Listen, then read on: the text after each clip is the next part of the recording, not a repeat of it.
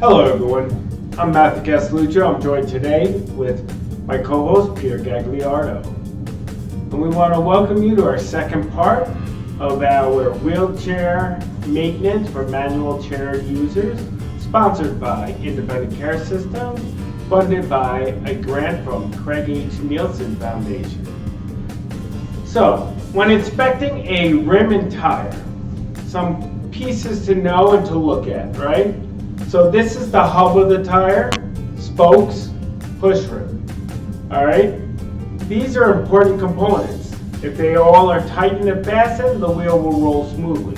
If any one of these is loose or off, the wheel will not operate appropriately. In the center, the axle goes in. That's the first place I tend to look at and inspect further. I check it, make sure there's no nicks, scratches, hair, and that it is not covered with any kind of solution or dirt. The second piece I look at are the spokes. Make sure each and every spoke is sitting firmly in its spot. If I do find a spoke that is loose, I label that one so I know to go back to it. The other things I look at are my push rim to make sure that it is firmly affixed to the rim. Now, for some of those, you'll notice on a push rim there's multiple holes. So if someone would like, they can move their rim in and out, and on a later video we will show you how you can adjust and remove your push rim. Now the tires, there's different types of tires that you can use on your rim, but all tires, if they're pneumatic tires, will have a label on it which will indicate the appropriate tire pressure. It'll be a range, usually from 80 to 100, 60 to 80. Please mind that pressure because that will indicate to you what to fill the tire to so that it'll operate at its optimal setting. The other things I look at on the tire are the tread wear and other things. Stay tuned for a future video where we will go through in a more in-depth way of changing a tire and replacing a tire. Now Pete, can you go over some of the tools we'll need for that process? Sure. So in front of me are all the basic tools for a tire change. The most important part, tire levers. We have them in both plastic and metal. I prefer the metal. I believe Matt also prefers the metal. It really depends on what type of rubber you have on your chair. Something like a Schwalbe Marathon Plus is a little harder to get off, where the metal is a lot more beneficial. Standard grade tire can be done with either of them with a lot of ease. This is our ace in the hole tool, the tire bead jack. This one's from Cool Stop. There's a few other ones out there, but this is the one that we know and use the best. This helps get that last little bit of tire up and over the rim, and you'll see us demonstrate without this tool and struggle, and most likely need this tool depending on which version of the rubber that we're going to do. And then we have just some air options to, re-air the tire up once we're done. We have this small portable electric battery pump. We have a larger version of the same kind of pump and a mini handheld pump. There's also 4 pumps for a bike. There's your standard compressor at home, bike shop for air, anywhere else you can get air. So with these small basic tools, you can change the tire. Roll. All right, I'm Peter Gagliardo, and I'm here to show you how to change your Schwalbe Marathon Plus tire. It's a difficult tire. It has a steel mesh wall. This allows you to run the tire a little bit flatter, not intentionally, but it allows you to get maybe from wherever you got a flat to wherever you're going a lot easier than a traditional wheelchair wheel. It is a little heavier, so there is some downsides to them, but they do have great puncture resistance. I'm going to say in my 18 years using Marathon Plus tires, I think I caught one flat, like a true puncture flat, and I ran over a thumbtack just right. So the tire did the best it could, but out in the real world, they have absolutely been great. Or if I do forget to put air in them, as frequently as I need to be, and I'm not at my 110 plus PSI. They're running at 40, 50. You can feel the difference, but you're at least being able to get to go and do what you got to do until you get back somewhere where you're doing air. So let's dive into it. I just took this off my chair. I use the tire lever or my fingernail just to remove the air from the tire. If you do have a puncture flat, you could probably skip this part, but it doesn't hurt to just confirm that you have all the air out of your tire. So hopefully the camera picked that up, the microphone. You can hear all the rubber just kind of shrink and kind of detach itself. So we are out of air in here. I like to work away from the valve. This is the valve stem here. This is a standard valve. There's Presto valve. What type, it doesn't really make a difference for this particular part. That goes for filling, but I like to spin that valve away from me. I prefer metal tire levers. There are a bunch of different other types. There's plastic, there's other weird tools that can help take the rubber off, but I've noticed with the marathons, 3 metals seem to be what works best for me. You're going to find out what works best for you. So we're going to take this spoon side. As you can see, there's a notch. This is to go down your spoke. So think of the tool ending up like this. So we're going to take that spoon. We're going to pull down on the rubber as much as we can to expose the bead. That's the edge of the tire. We're going to stick that spoon down into the bead as best we can, and we're going to use leverage to get that up and over the rim.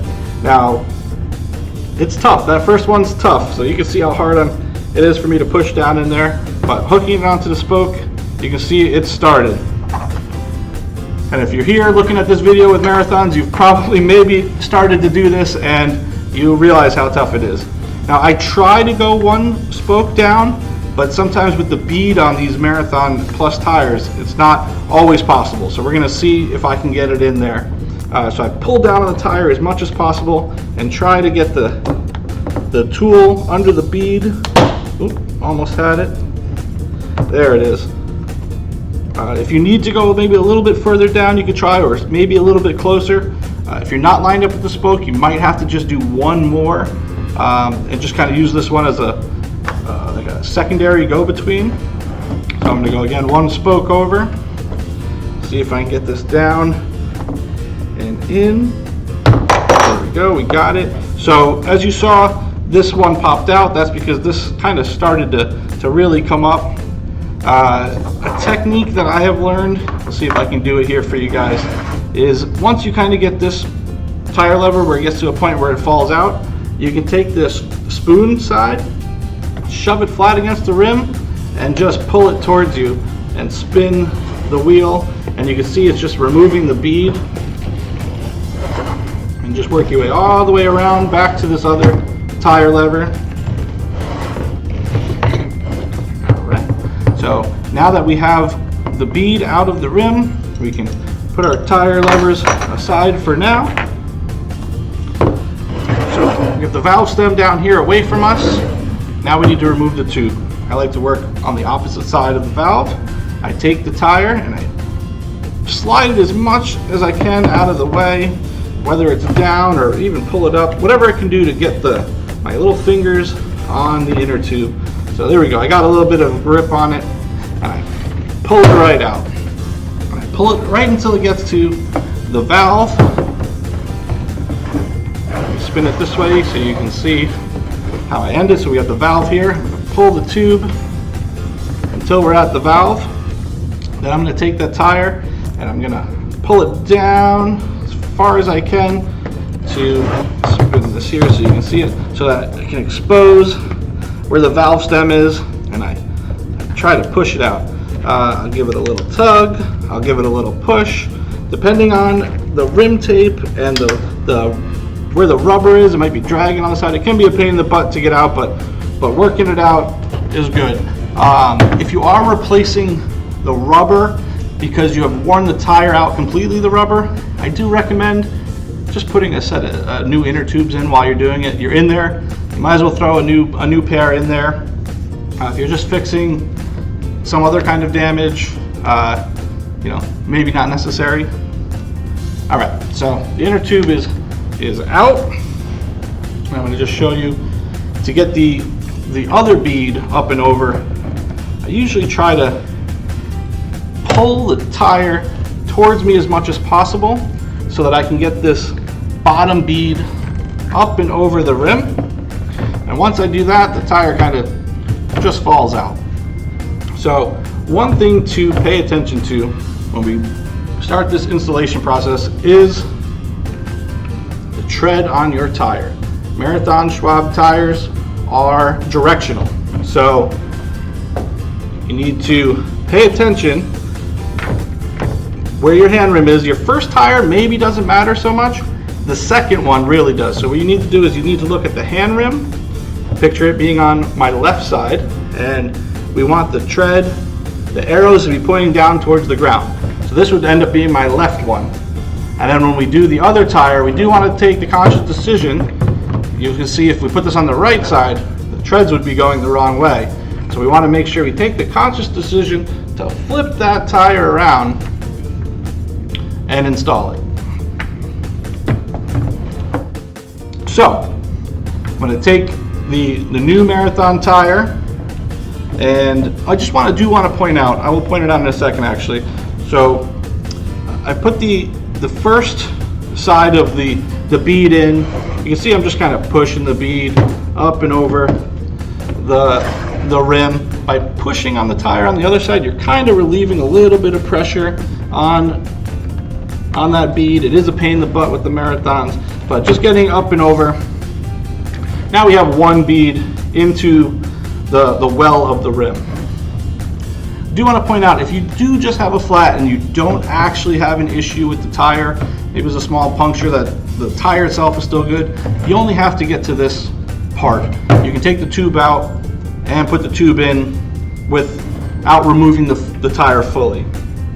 So I'm going to start with the hole for the valve stem facing me.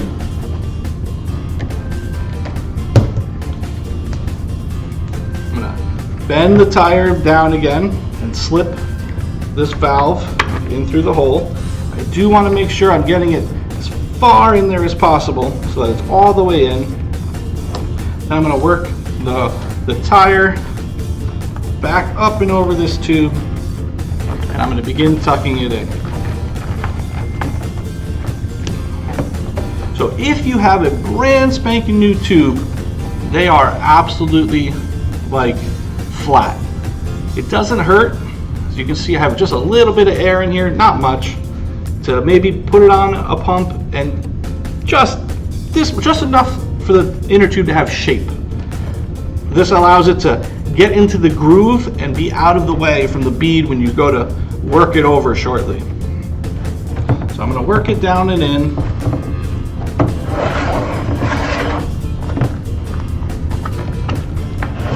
And you can see it's not quite seated very well. What I do is I take my finger and I really just try to get it down into the well of the rim. You can see it's already seated a lot better. Now, I like to start with the valve at me, facing towards me, and I'll start to tuck this bead up and over the rim, and I'll work my way away from it. Now, this is the most difficult part of a Marathon Plus tire change, is this last 10 inches on the far side. So I'm going to just start by tucking the bead over here and making sure that I do my best to make sure it's down and in as much as possible, because the more that it's not only over but in allows a little bit more slack on the far side.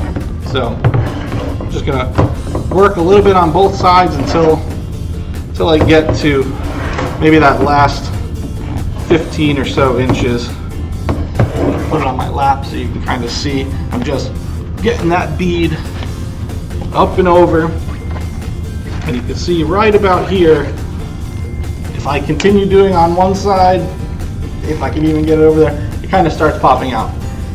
Now, can you do a Marathon Plus by hand? Yes. Are you going to struggle an insane amount? Probably, unless you own a bike store and you do these very regularly. So for this last part of the bead, I discovered this trusty tool, the Cool Stop tire bead jack. You can get them on Amazon. I think they're like 12 bucks, 15 bucks max. You have two parts. The stationary part goes on to the side of your rim, and the hinged part goes over the top and hooks to the bead. So you can see this is the part that we need to work with. You don't want to start right at the edge, but you don't want to start in the middle either. You can see I would probably use my tool about 2 or 3 inches in, this one spoke length. So I'm going to take this stationary part, I'm going to hook the edge of the rim. I'm going to show you on the top, just so you can see how it sits on that edge of the rim. So I'm going to do that on the bottom side here. Then I'm going to tuck the bead into the hinge part. I like to hold everything kind of together here and just rotate downward. So that already shrunk how much we need to do. So I'll go maybe about another spoke again, and we'll give it a shot. If it's too tough, you work backwards a little bit. So I'm going to lock it on right here and leverage, leverage, leverage, leverage. Oh, didn't get it, popped out. But it was a good spot. I think that was just me not finishing what I had to do. So I'm going to go in the exact same spot. This time I'll put a little more grip strength into it. We're not making it. So we're going back just a ½ an inch, and we got it there. So now we're going to move down again, maybe 3 inches, and do it again. Actually, we're pretty small here. I think we're going to try it. We'll see how daring I am on camera here. We're going to go right in the middle, and I think we can finish it off here in one shot. So we will see. Oh yeah. Oh, just wants to go. It's right there. Can we get it over? It's so close. Put it in my lap, and I think we're gonna get it right over the top. That last, you can see it's barely hanging on by a thread. There it is. All right. Now, since these are so tight, I do like to kind of go around. I give them like a wiggle, just to make sure the bead is nice and set. Because you really want to make sure that bead is in there. I'll give a visual inspection this way, just to make sure the bead looks like it's set everywhere. And that's it. We are ready to add some air. Now, typically at home I would be using a compressor, but that's very loud for camera. Most compressors, I would recommend having a gauge on them. A lot of the handheld ones have a gauge built in. This particular tire can go up to 145 psi. It's always written on the side of the tire. They recommend anything from 85 to 145 on this particular brand tire. So you always have to look. A lot of the gray ones, cap is 110. I think the Kenda Plus tires are about 110. A lot of traditional gray nubby wheelchair tires are like 85, 65. So you really have to just pay attention so that you don't overfill them. The more PSI, if I was closer to the 145, harder the tire, the smoother the roll, the faster the roll. But you're gonna lose some comfort. You are gonna lose a little bit of that give, that cushion. So having it down closer to that 90, you might have a smoother ride, but a less fast ride. So I'm gonna start by putting some air in this, and we're gonna bring it up to, I like to bring these up to about 120. All right, so we just got my tire up to about 120 PSI. I'm gonna remove the pump. This is the one I keep, we talked about in an earlier video. I keep this on me at all times. It fits in my backpack. It comes in handy when I'm out and about. And that, my friends, is how you change a Schwalbe Marathon Plus tire. And for our friends out there that don't run pneumatic tires, and for those that don't know what pneumatic means, it means air. So you have the inner tube. There are solid insert tires. That's a whole different beast. And if you're lucky, we're going to touch on that in a different video.